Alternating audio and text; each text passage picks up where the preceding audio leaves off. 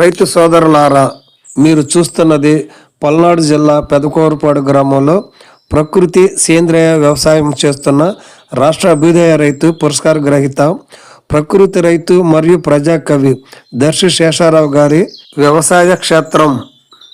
వీరు ప్రకృతి సేద్యంలో మిరప పంట సాగు చేస్తున్నారు. ఈ మిరప క్షేత్రంలో రెండవసారి దశపర్ణి కషాయము పిచికారీ చేస్తున్నారు. ఈ దశపర్ణి కషాయము శక్తివంతమైన సేంద్రియ పురుగు మందు.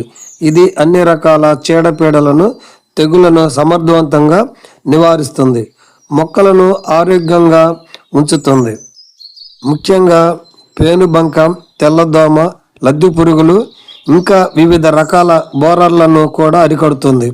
వివిధ రకాల తెగుళ్లను అరికట్టడంలో సహాయపడుతుంది.